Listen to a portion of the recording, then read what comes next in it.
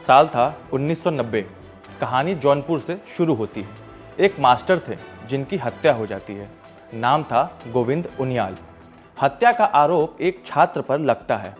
छात्र जो high school में था और जिसकी उम्र सिर्फ 15 वर्ष थी। यही छात्र जब बड़ा होता है तो लखनऊ विश्वविद्यालय में दाखिला लेता है। फिर यहीं से वह अपने राजनीतिक जीवन की शुरुआत करता है, वो भी दबंगई के बल पर। दबंगई इतनी ज्यादा कि शख्स पर 50,000 रुपए का पुलिस इनाम घोषित करती है। फिर खबर आती है कि पुलिस ने उसका एनकाउंटर कर दिया है। पुलिस जश्न मनाती है। तभी अचानक कोर्ट में एक शख्स सरेंडर करता है। जज ने पूछा कि नाम क्या है तुम्हारा, तो वही 10वीं का छात्र जो अब बड़ा हो चुका था, वह कहता है मेरा नाम धनंजय सिंह है। जी हाँ, ये वही धनंजय सिंह है जिन्हें 7 साल की सजा हुई है। ये वही धनंजय सिंह हैं जो जौनपुर से विधायक और सांसद रह चुके हैं। और हाँ, ये वही धनंजय सिंह हैं जो 2024 के लोकसभा में सांसदी लड़ने की तैयारी कर रहे थे।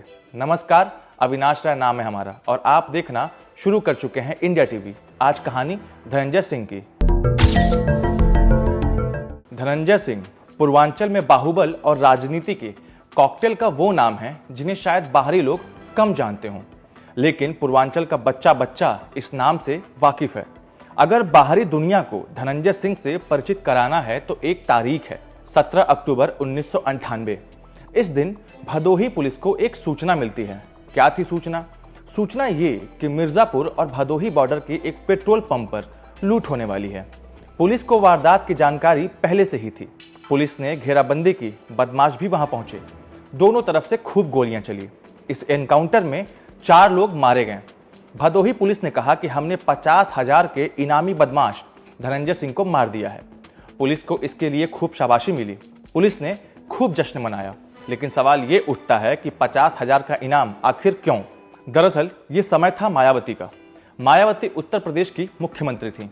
लखनऊ में अंबेडकर पार्क का काम चल रहा था। इस दौरान पार्क के ही एक इंजीनियर गोपाल चरण श्रीवास्तव की हत्या साल 1997 में हो जाती है। इस हत्याकांड में लखनऊ यूनिवर्सिटी के दबंग छात्र नेता और पूर्वांचल के बाहुबली धनंजय सिंह का नाम भी आया। इसके बाद पुलिस ने धनंजय सिंह को फरार घोषित किया और 50,000 का इनाम रख दिया। लेकिन 11 जनवरी 1999 को एक शख्स अदालत में सरेंडर करता है।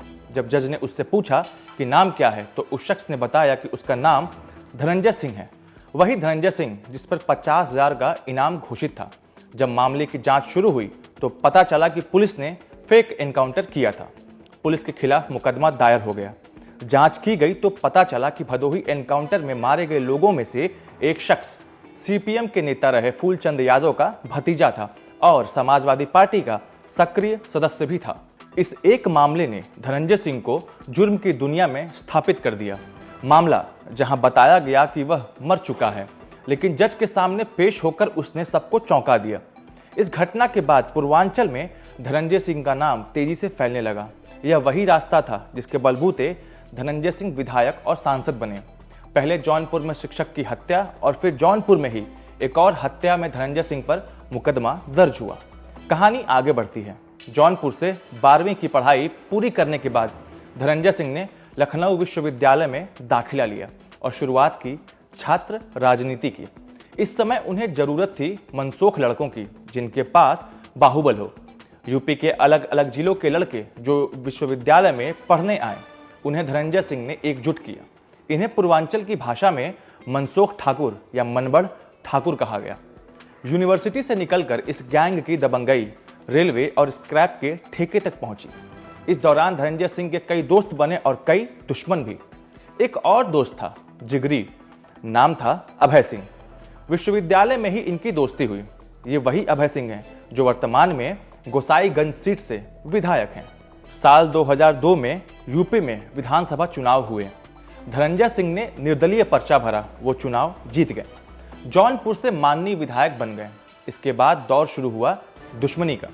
5 अक्टूबर 2002 में जब धनंजय सिंह का काफिला बनारस में टकसाल सिनेमा से गुजर रहा था तो उन पर हमला हुआ। धनंजय ने भी फायरिंग खोल दी। बाद में पता चला कि यह हमला कभी उनके जिगरी दोस्त रहे अभय सिंह ने कराया था, जो अब धनंजय के जानी दुश्मन थे। ये केस अब भी चल रहा है। साल 2007 में धनंजय सिंह फिर विधायक बने। इस बार टिकट दिया नीतीश कुमार की पार्टी जनता दल यूनाइटेड ने, लेकिन 1 साल के भीतर ही उन्होंने नीतीश कुमार का साथ छोड़ दिया और मायावती की पार्टी बहुजन समाज पार्टी में शामिल हो गए। साल 2009 में धनंजय सिंह जौनपुर से सांसद बने, लेकिन 2 साल के भीतर ही मायावती ने धनंजय सिंह को पार्टी से निकाल दिया। तब से लेके आज तक धनंजय सिंह ने जितने भी चुनाव लड़े, सभी में उन्हें हार का ही सामना करना पड़ा। 2024 के लोकसभा चुनाव में धनंजय सिंह दावेदारी ठोकने को तैयार थे, लेकिन उन्हें 7 साल की सजा हो गई। अब वो सलाखों के पीछे हैं। दरअसल नमामि गंगे के प्रोजेक्ट मैनेजर के अपहरण और रंगदारी के मामले में कोर्ट ने धनंजय सिंह को यह सजा सुनाई है। बताते चले कि धनंजय सिंह पर करीब 43 मुकदमे दर्ज हैं। 22 में वो बरी हो चुके हैं। 3 मुकदमे प्रशासन ने वापस खींच लिए। 1 मुकदमे में उनकी नामजदगी को पुलिस ने गलत बताया। रंगदारी और अपहरण का पहला मुकदमा है, जिसमें धनंजय सिंह को सजा हुई है। जौनपुर से लखनऊ और लखनऊ से दिल्ली के बीच अब भी 15 ऐसे मुकदमे हैं जिन पर कोर्ट में केस जारी है। बता दें कि धनंजय सिंह की अपने परिवार में भी कभी ज्यादा नहीं बनी। उनकी दुश्मनी जितनी बाहर है, उतनी ही परिवार के भीतर भी है। पहली पत्नी की मौत शादी के 9 महीने बाद हो गई। दूसरी पत्नी पर अपनी ही नौकरानी की हत्या का आरोप लगा। धनंजय सिंह भी इस मामले में आरोपी थे। दोनों का फिर तलाक हो गया। वर्तमान में उनकी तीसरी पत्नी है श्रीकला रेड्डी। धनंजय ने श्रीकला से पेरिस में शादी की।